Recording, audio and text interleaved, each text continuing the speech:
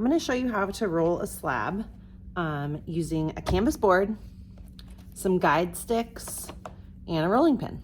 So I have some clay that I've already wedged, and I'm going to talk about the guide sticks first. So these are just sticks, and they have a color on the end. So this one is pink with a black line.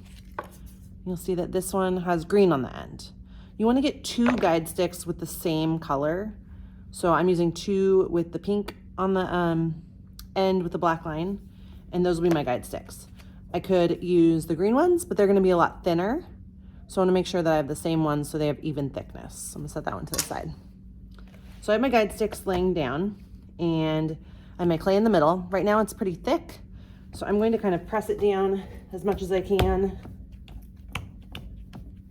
Sometimes I can kind of throw it onto the canvas board to flatten it out a little bit. It's going to be a lot easier to start to roll if it's a little bit flatter than having it be a big sphere.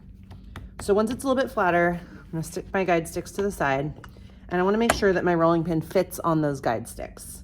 This will allow that as I roll, the clay will get to this thickness, and then I'll stop. So I'm going to start rolling. I usually start in the middle. I'm standing so I can use all my body weight and press down. Start in the middle, and I'm going to push out. I'm going to come back to the middle and push towards me.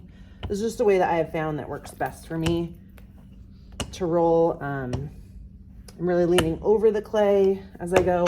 Right now you can see it's all going up and down. If I wanted this to be wider, then I would take my guide sticks, move them. I might even rotate my board or my clay.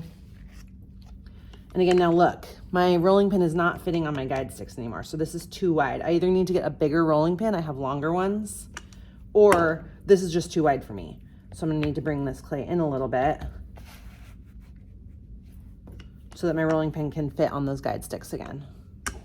And now I can keep going. So from the middle up, middle back down towards me. If you find that your clay is sticking to your rolling pin, the clay might be a little bit too wet, you could wedge it a little bit more to take out some of that moisture. And sometimes you can kind of stop and peel it off as well. Okay, I'm almost there. Have a little bit of like thickness here. I can kind of tell because it's hard to really roll right there, but this part's really easy. So this is the right thickness. I'm just gonna kind of work on that area.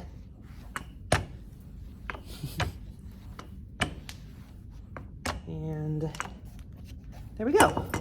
So now I have a slab that is like even thickness all around. The next thing I'm gonna do is grab my rib, and I'm going to compress the slab. So I'm just going to take this rib and kind of run it along the slab in both directions, and this is compressing the clay particles, making it so that slab will hopefully not warp or bend as we go. I'm going to gently pick up the slab and flip it over and do the same thing on this side. It also smooths it out, which is really nice. So this is called compressing your slab.